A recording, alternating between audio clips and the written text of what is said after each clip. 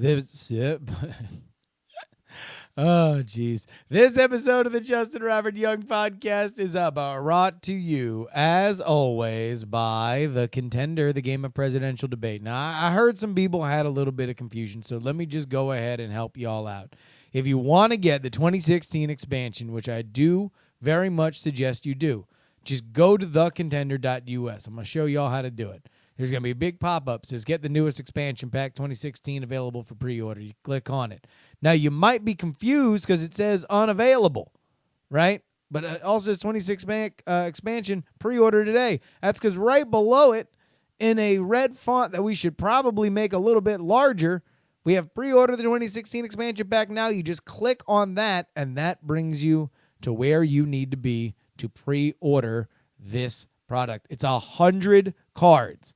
All right, this is the biggest expansion we've ever done, and it features quotes from Bernie Sanders, Marco Rubio, Hillary Clinton, Jeb Bush, Martin O'Malley, and, of course, Lincoln Chafee. We just did the final approvals on them, and, man, I love this deck. I love this expansion. It's so much fun. Go ahead and get it, thecontender.us. And, of course, with all Contender products, if you put the diamond that is less than, greater than, the brackets in your order, I'll sign anything, all right? You can go ahead and get a signature from me at thecontender.us.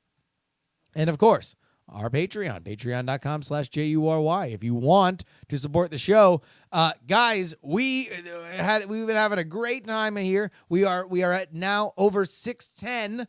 We only need $89 more, and we have ourselves the In Your House tour, the first ever In Your House tour. And I had a call-in show. Oh, man, I'll tell you what. You guys have been so supportive, and I very, very, very much appreciate it. Just head on over there to patreon.com/JuRY if you would like to support not only this program, but also my politics program, Politics, that records on Fridays. But speaking of shows, what do you say we go ahead and get this one started?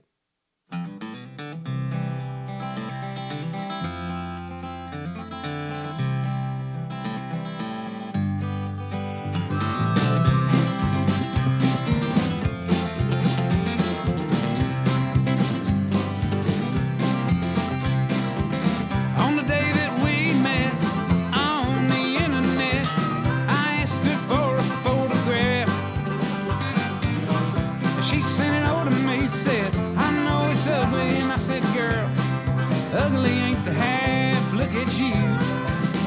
Well, you got blue teeth and you only got 2 teeth, but I kinda like to see you smile. And it appears that over the years you've turned into a big old steaming pile. And she said, yeah, I know I ain't no supermodel. I said, you ain't a hand model, baby. Hell no. But that's fine. You're pretty ugly by most people's standards, but you're all right by mine.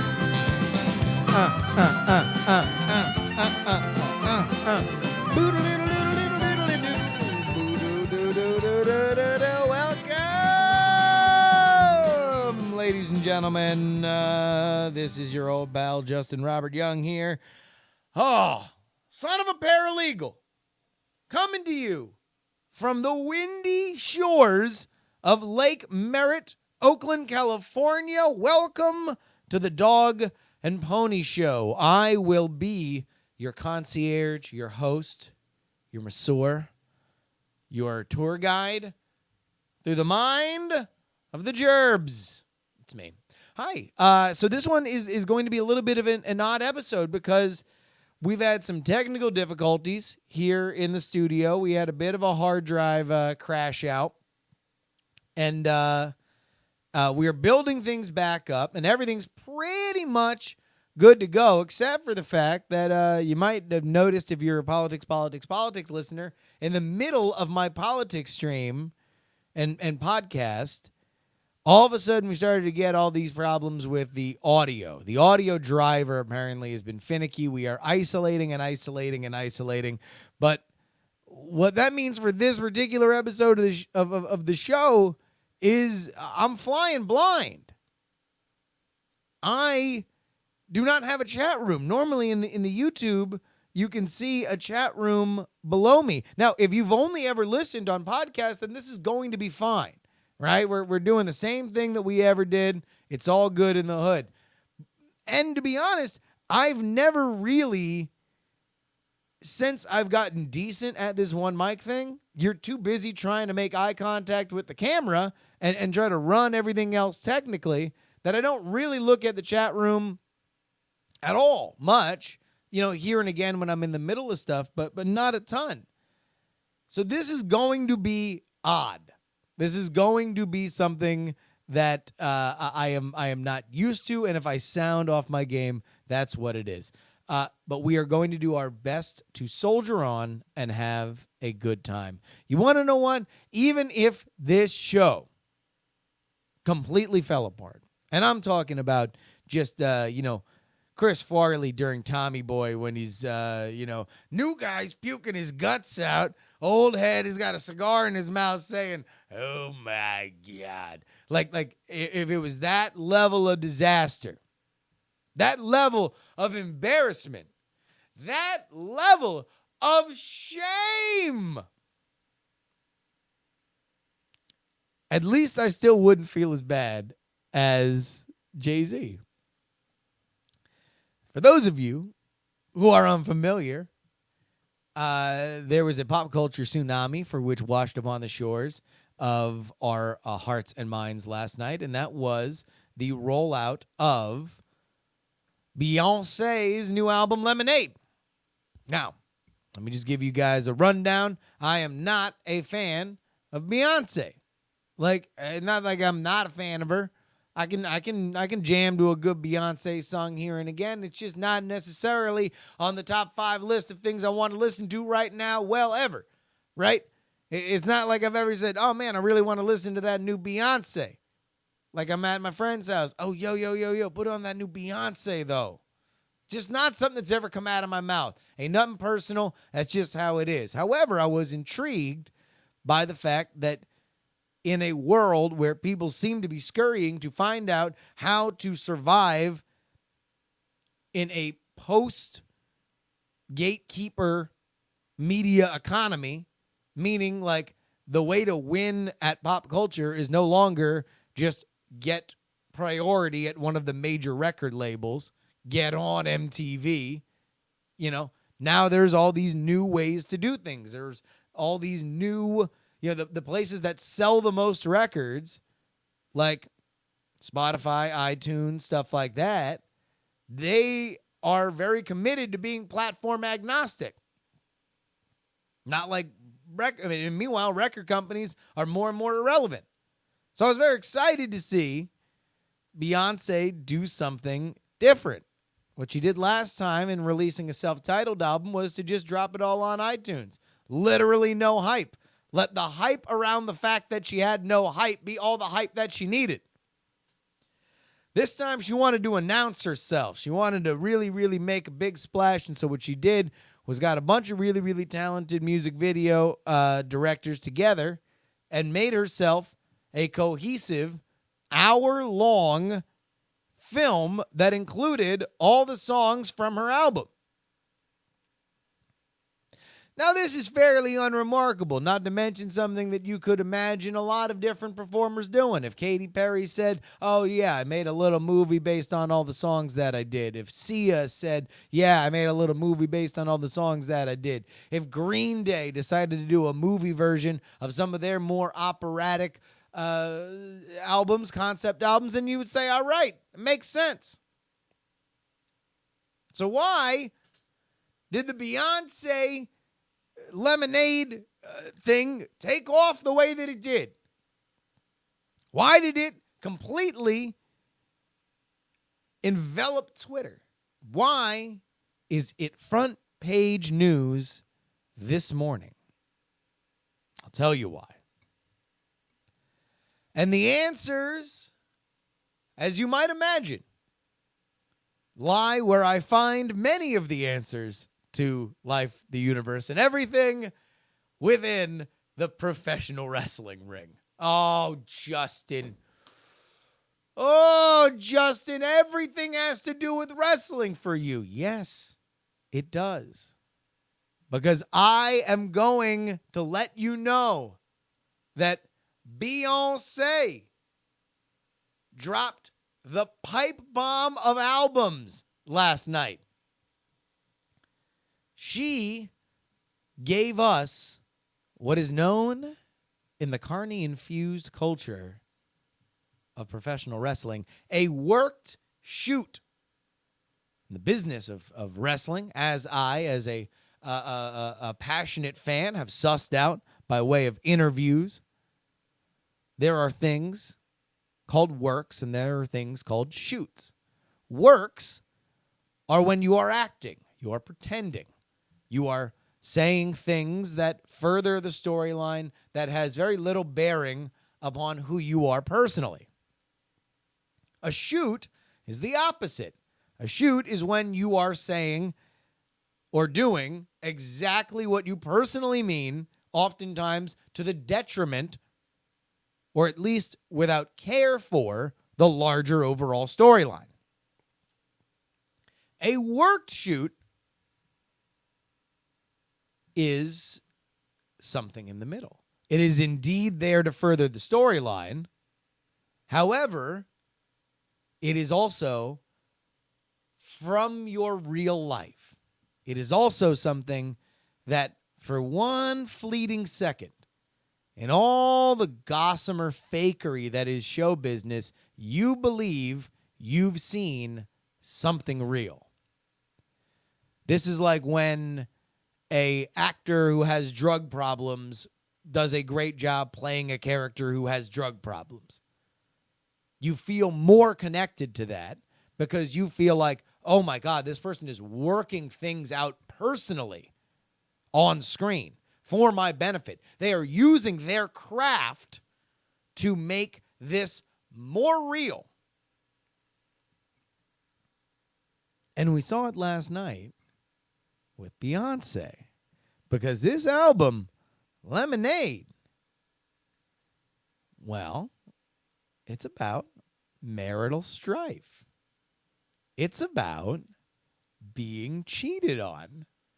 It's about a serial liar and a cheater and the wife that has to work through her oftentimes angry and vengeful feelings because the husband won't stop. All right. Well, how many times have we seen that as a motif in music? You know, everybody wasn't running up on Carrie Underwood and whoever she was dating or married to and saying, you know, hey, did she really smash out both your headlights? And have you indeed thought next before you cheat? We know that that's show business. Except that over the last year, Beyonce and her husband, Jay-Z, have been fraught with rumors about marital strife. In fact, there was a clip for which went viral of Beyonce's younger sister, Solange, taking physical action against Jay-Z. It was caught on an elevator camera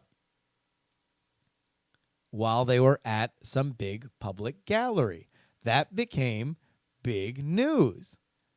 It was widely reported that Beyonce and Jay-Z, while they were on tour together, were on the verge of getting divorced because they just couldn't stand each other. They were going through a violent, messy, emotional period. And now, 6 months later, with very little context, it's not like there were rumors out there that Beyonce was working on something that might involve some real life stuff. Everything hit at once. Everything hit with full force at once. No warning. And it starts angry. Angry. She's bashing, windows out of cars. And more specifically, more to the point, in one of the songs, she screams, "If you do that again, you're going to lose your wife," and throws her wedding ring at the camera.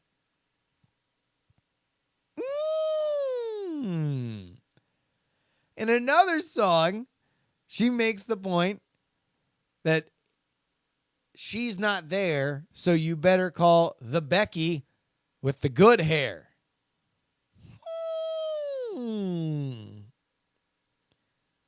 Now, I am here to say that this is delicious.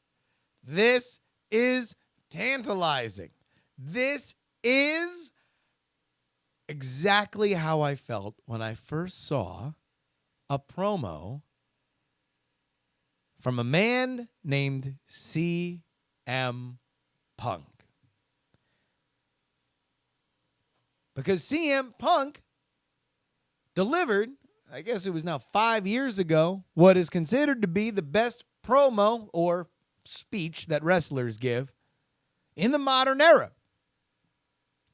It started out very much like any other ending to a WWE Raw. He goes, interferes in a match. He's the bad guy. He grabs a mic. He sits down at the top of the stage, and he then lists out a laundry list of complaints against the company and says he's going to quit. Okay, well, wrestlers have done that forever. Except he mentions other promotions that WWE never mentions and makes a point to never mention.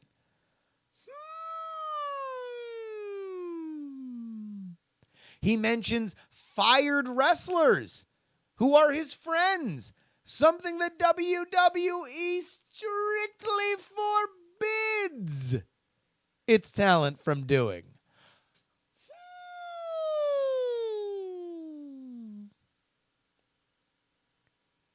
It is a worked shoot.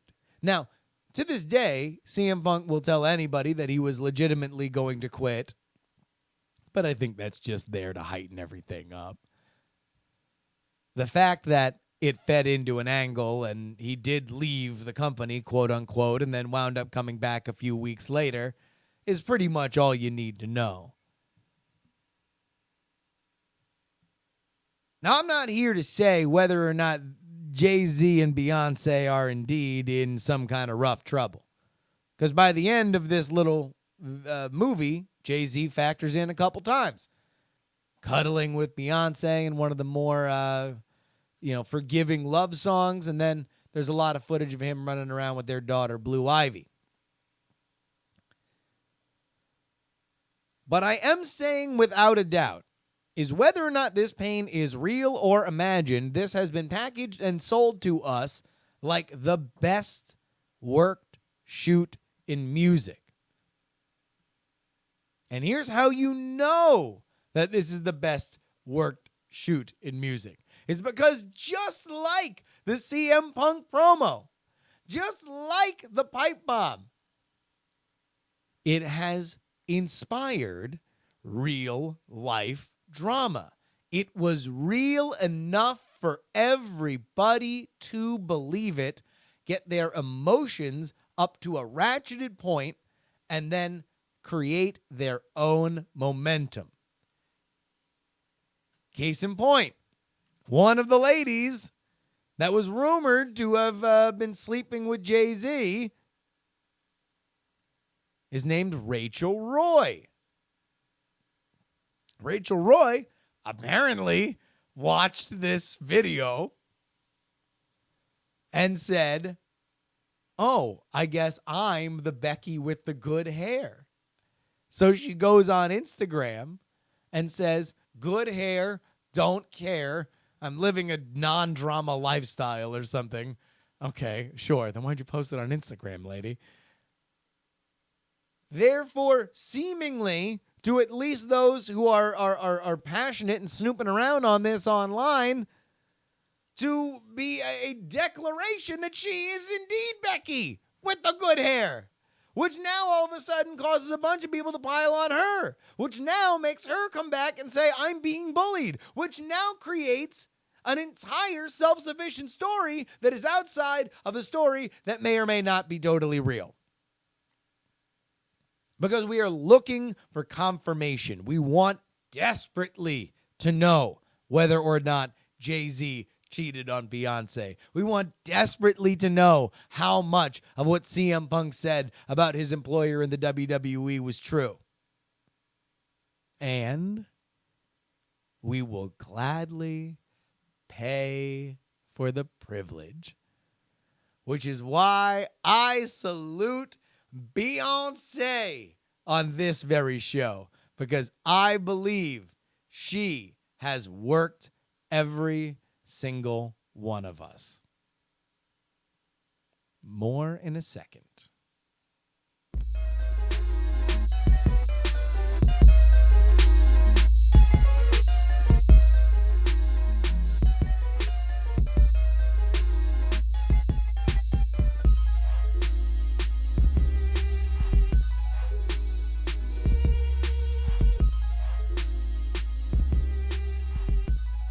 So one more note about the Beyonce Jay-Z thing is her album went up for streaming immediately on Tidal.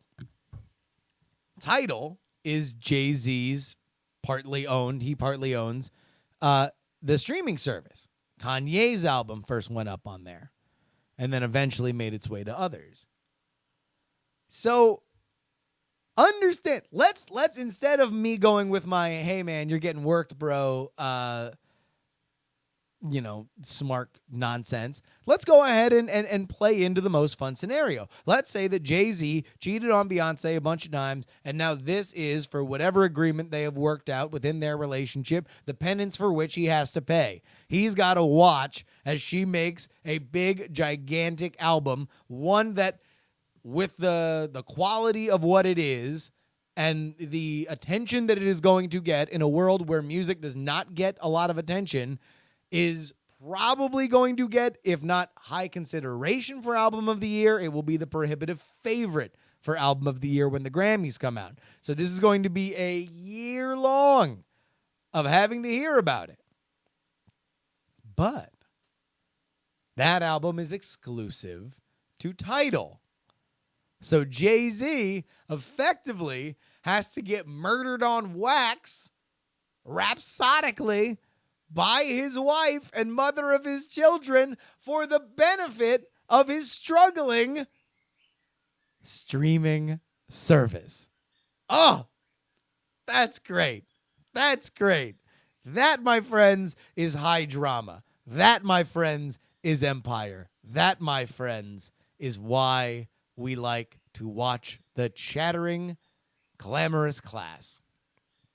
Speaking of glamour, there's a video that goes up. I'm not really in general a lot about hating on people on this show. I don't find a lot of criticism necessarily productive. But there's a video that I saw that I'm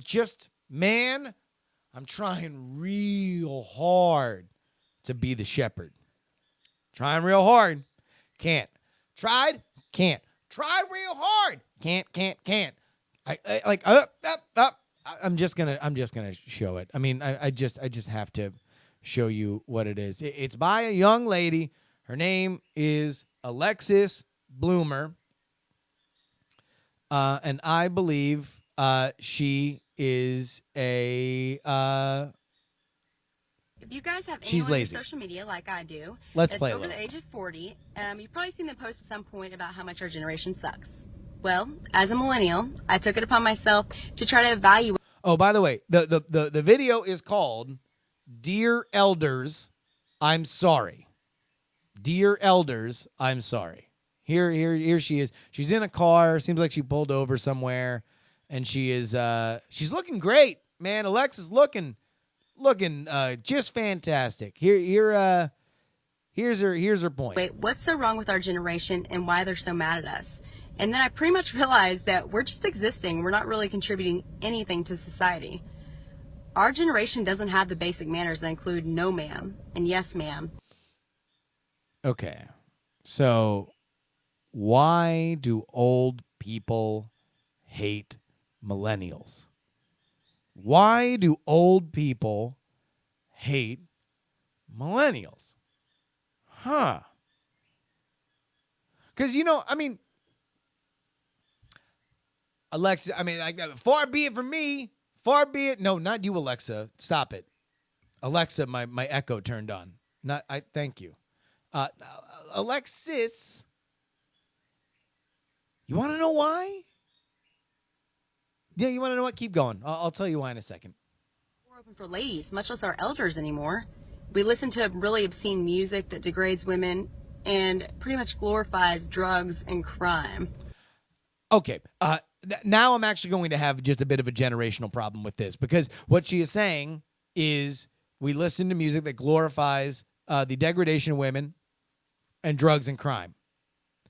So when did this start exactly? Because I'm going to make this argument. I believe that the music that is being released now is way more socially conscious about doing good for the world, or at the very least frivolous on a level that it was not in the 90s, it wasn't in the 2000s, and it wasn't certainly in the 80s, 70s, and 60s. I mean, you want drugs? You want drugs? Look to the 60s and 70s. Look to the 80s if you want materialism. You want misogyny, violence? Look to the 90s. The 2000s were basically everything that we just talked about before, but with auto-tune. Now, your top hip-hop act is Kendrick Lamar. Like, sure, there's still elements of gangster rap there, but there is more introspection in mainstream music than there has ever been. Beyonce's the number one album in the country right now, who basically just went on an entire treatise about feminism and gender stereotypes. So I reject that. I humbly refute that point. We start to cuss now to prove a point. We use words like fuck you, bae, to describe someone we love. Why is that wrong? Why can you not call somebody bae? What is wrong with slang? Slang has always like, sup, Holmes? Home fry. What would be better? What would be better? Why does she hate bae? What's wrong with bae? I'm asking you, Alexis, what's wrong with bae? And we idolize people like Kim Kardashian, and then we shame people like Tim Tebow. Okay, all right.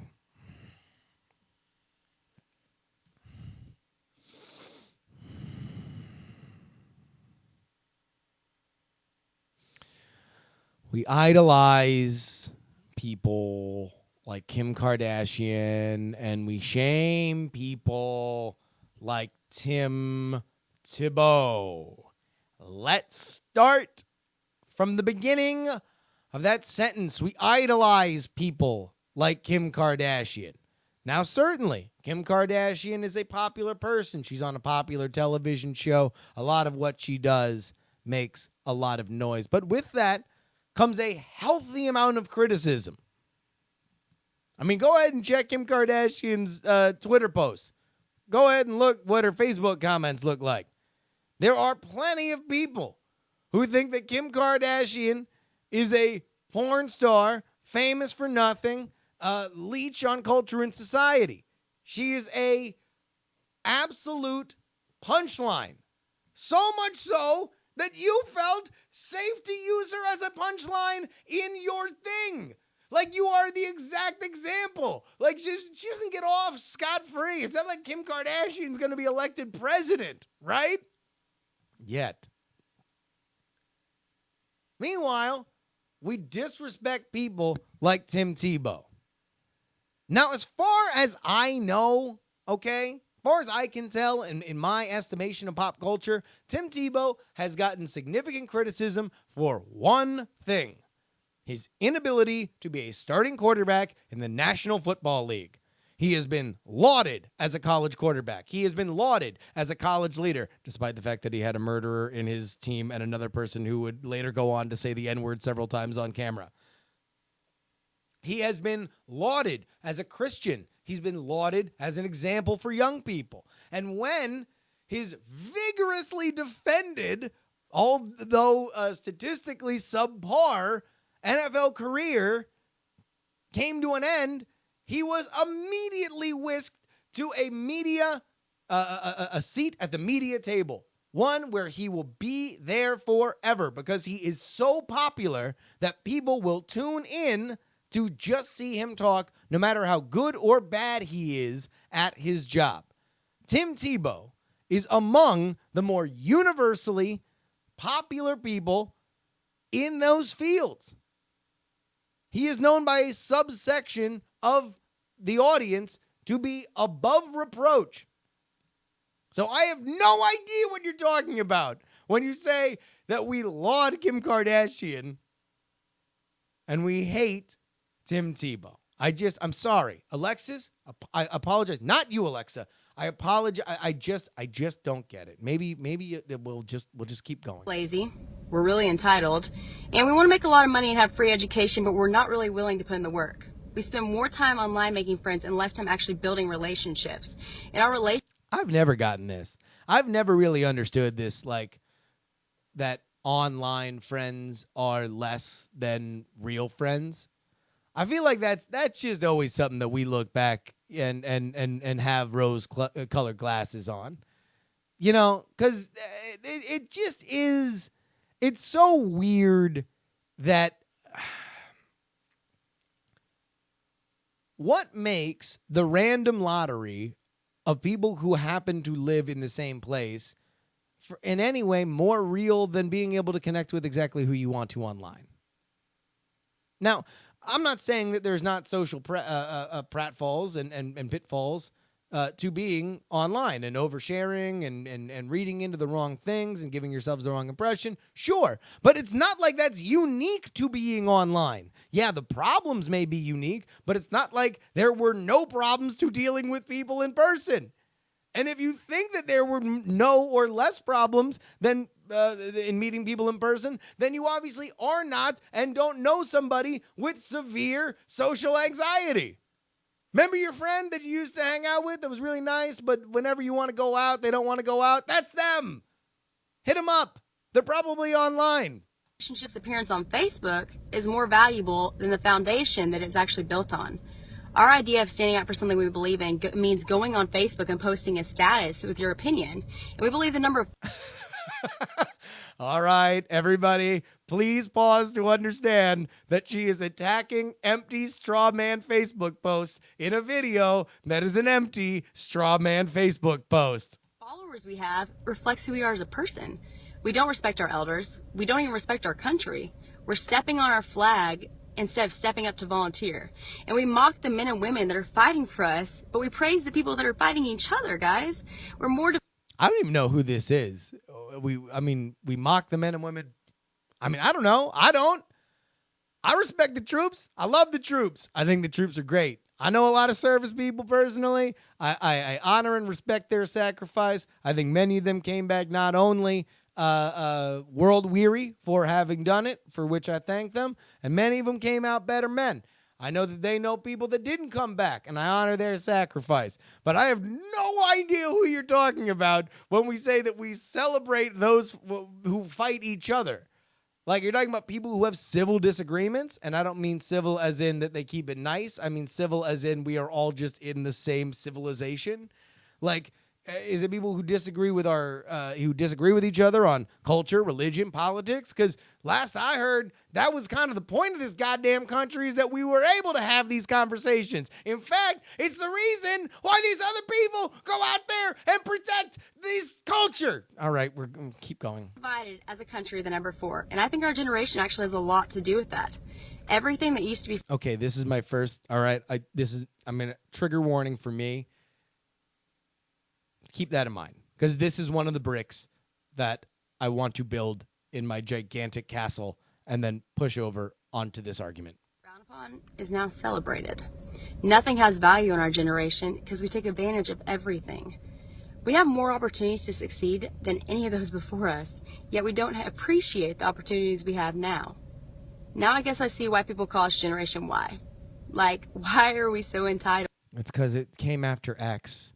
And Generation X was the last generation that really just got a wholesale 2 fistfuls of dog crap from the generation before it. They were called the baby boomers. And the baby boomers got their crap from the greatest generation. Do you see what's happening here? Every generation before the generation that is there gets crapped on by the last one because it wasn't like it was when I was growing up. And you want to know why? Well, too bad. I'll tell you after you're done talking. Because we don't deserve to be, and we were raised better than this. I think that our generation, I always wonder what we're going to be remembered by. And I, for one, want to break that stereotype and prove that my parents raised me better. Don't you? To all of our elders, I'm sorry. And I do know that we were raised better. Thank you from this millennial for putting up with those and those who do not see wrong in their actions. I hope we start pulling our pants up and actually contribute. Pulling our pants up? Skinny jeans are what it's in now. It was my generation that had their pants on their ass. Stop stealing my generation's ample foibles. To the society we love, and maybe make a difference in 2016 so that we can make a difference in the future. All right. I think that Shut up. Let's just go to that so we'll just switch in between that and then her gigantic face. If you're not watching this on YouTube, then please enjoy some of the visuals when you get a chance. So here's my biggest thing, and this is why this video just stuck in my craw. Every generation hates the generation that comes after it. Like I said before, millennials get crap from Generation X. Generation X got crap from the baby boomers. The baby boomers got crap from the greatest generation. They are all separated by a almost eerie, like 15 to 20 years, and every single one of them decides to put a name on the other one and start yelling and screaming. Why? It's not because one's better than the other. I'll tell you that. Because if anything, the millennials have the larger burden of proof because they have had to live their entire life in public and trackable by way of social media. They have had to, when I was growing up, all I had was an AIM. And it was embarrassing. It was embarrassing, the sites that I went to when I was a kid. I was Dr. Funk 02 on AIM. My Facebook page is embarrassing. It's embarrassing what I was into. It's embarrassing how I looked. It's embarrassing what I thought was cool. And yet every kid has to do that now. It is de rigueur. So I salute millennials. I think that you guys have a burden on you that no other generation has had. But here's the secret. And here's why. If the generation before you hates you, that's how you know it's working. Operative it in this is our civilization. The technological advances that have come along in our lifetime are staggering. If you look at how people lived between 1400 and 1600, not a ton. Not a ton of technological advances. The differences between those 200 years are meh, all right. Like, it's kind of the same. Now, from 1900, when we had a president die at a World's Fair from being shot, to 2016, that 116 years have been staggering. The idea that commercial flight, I'm going to get on a flight tomorrow evening and go from San Francisco to New Orleans, and it was like that. I ordered it off my phone. How many times has that happened? Not a lot, because we just kind of got a usable United app. My larger point is that every generation should seem alien to the generation before it, because that means we are moving at a momentum and a velocity that is exciting for our larger civilization. It means that we are striving, we are achieving, we are breaking barriers, we are challenging old notions, we are making everybody uncomfortable. That's great. That's awesome. And as for Alexis, she seems nice, but I kind of feel like, I don't know, is there a word for Uncle Tom for ageism? Like, she's kind of an ageist Uncle Tom. And man, everybody I know that's over 50 is the one that is sharing this. Mostly white people. They love it. They love, I knew it. I knew these millennials were up to something, and here they are admitting it. It's like whenever a black guy criticizes other black people, everybody runs to lift that black guy up on their shoulders and say, look, one of them said it. You are an Uncle Tom for ageism, Alexis. But, I don't know. You seem nice enough. And, eyebrows on fleek. We will be right back. Stop it. We will be right back with your emails.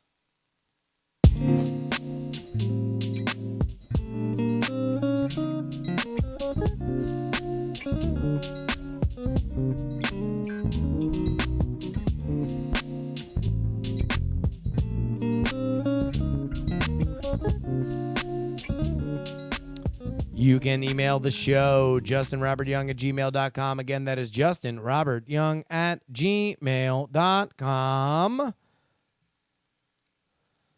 Man, we the courting train continues for the as yet not happening in your house tour. Man, we if we get up to 700, I'll do the first ever trial run for an in your house tour where I'm going to come to one region in the country.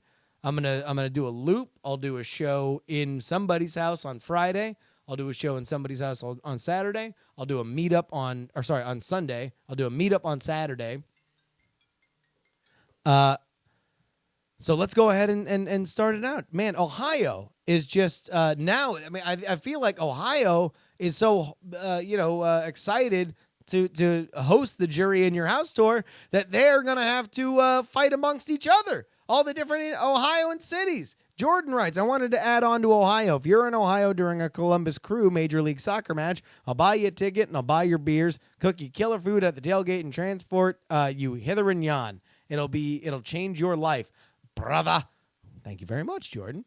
Tony writes, after hearing every other Ohio city called out in the last JuRY show, I feel like I need to throw Toledo into the ring. Because, of course, uttering the 5 cities completes the Ohioan ritual chant to summon Jerry Springer in mayoral form.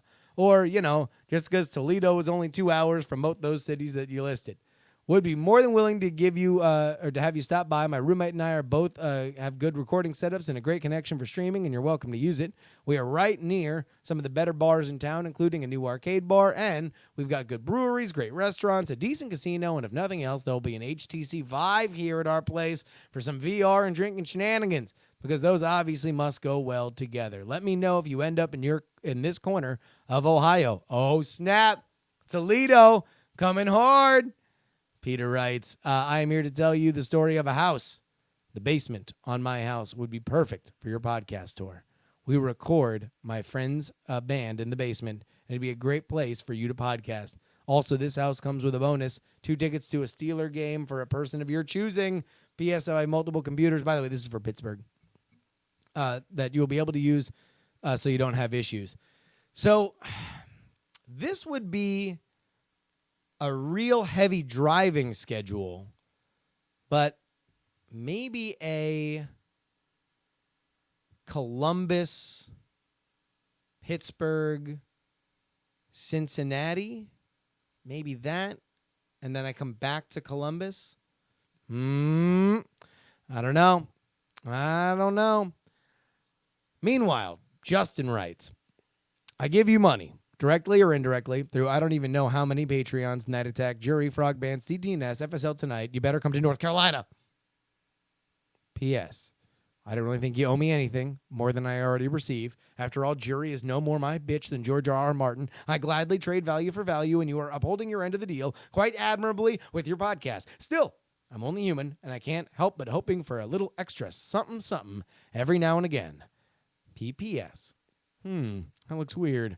I'm not talking about sexual favors. I'm not interested in you like that. I can acknowledge another man's physical attractiveness. I just don't swing that way. P.P.P.S. Not that I think there's anything wrong with scoring greater than 0 on the old Kinsey scale. Despite being born in this bigoted governance state and raised in a conservative home, I am an extreme lefty on social issues. I just wanted to make sure you didn't misinterpret my earlier something remark as either A, a request for, or B, an offer of sexual intimacy, intercourse, or otherwise. My wife said that you have nice skin, though.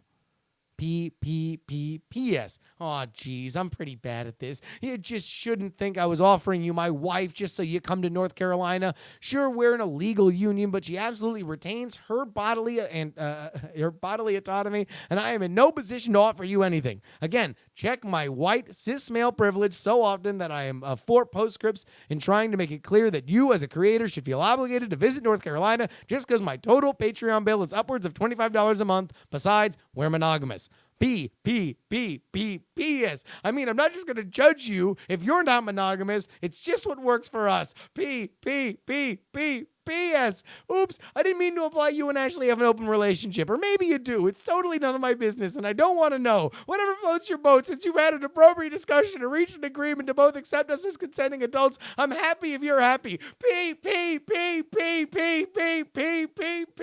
Sorry, this got out of hand pretty quickly. I don't expect that you made it this far, but you should know that I would love it if you came to North Carolina. I can do either Raleigh or Charlotte, maybe both, and if you're traveling on I-85 between the two, you can stop by our place in Greensboro for some iced tea, southern hospitality, and some sweet doggy-style fun in the yard with Toby and Cora. Shit, fuck, goddamn, I quit.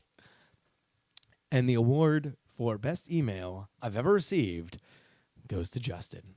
Thank you for writing that in.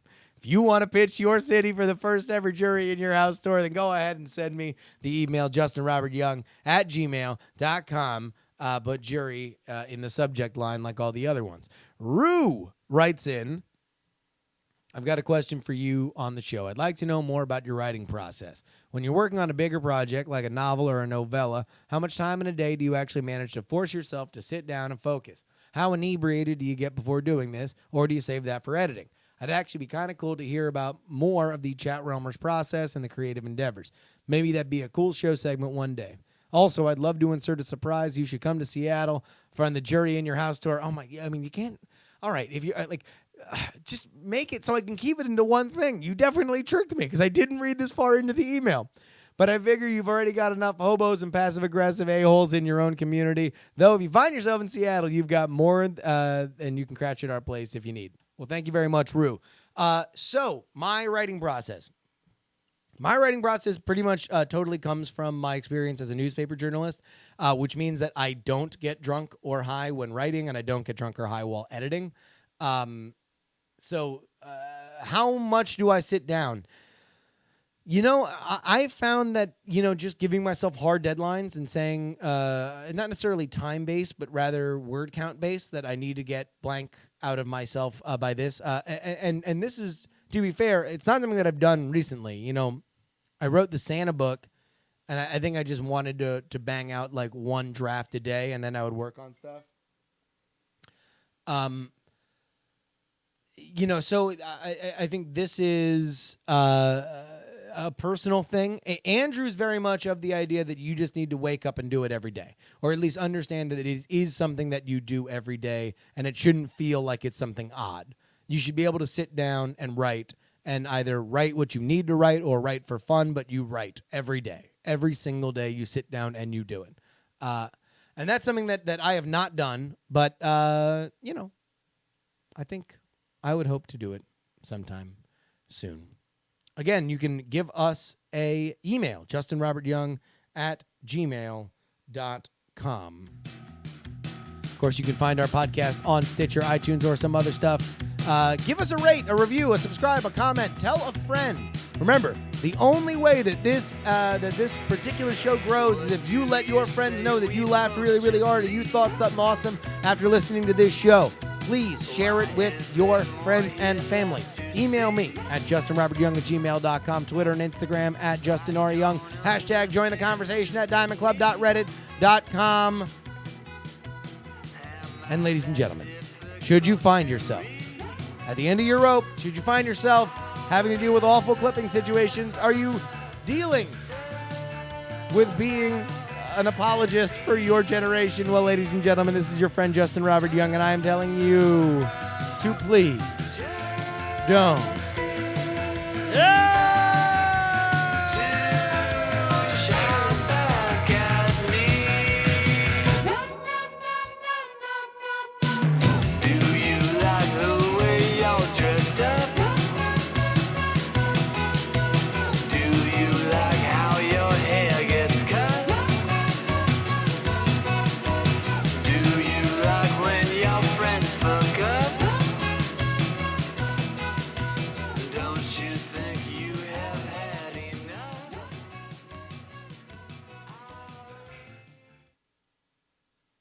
Diamond Club hopes you have enjoyed this program.